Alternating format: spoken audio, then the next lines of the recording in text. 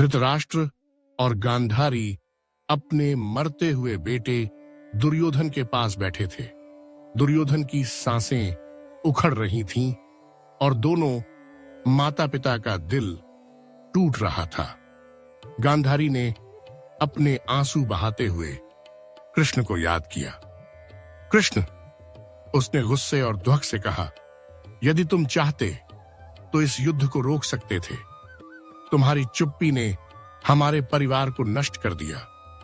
तुमने हमें धोखा दिया। धृतराष्ट्र ने अपनी पत्नी की ओर देखा। उसकी आंखों में आंसू थे, लेकिन वह कुछ नहीं बोले।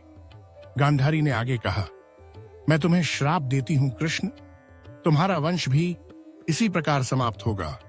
तुमने हमारे मसाते बेटे को इस युद्ध में मरने के लिए भेजा। तुम्हारी चतुराई ने हमें बर्बाद कर दिया। इस बीच वेद व्यास जी वहां उपस्थित थे।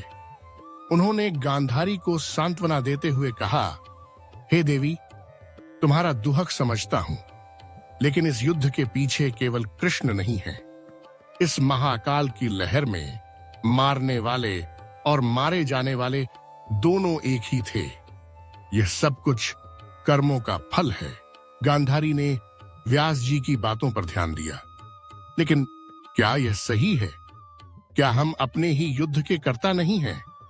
क्या हम अपनी खुशियों और दुखों के लिए जिम्मेदार नहीं हैं? व्यास जी ने कहा, हमारे कर्मों का फल हमें भोगना पड़ता है।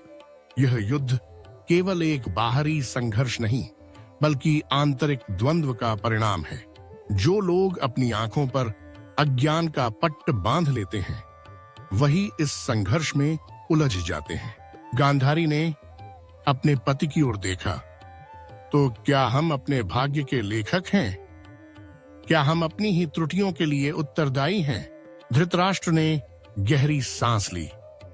शायद यह हम ही हैं जो अपने निर्णयों के लिए जिम्मेदार हैं। इस प्रकार एक गहरा सवाल उभरा, क्या हम अपने जीवन के कर्ता हैं या केवल भाग्य के हाथों में खेलते हैं?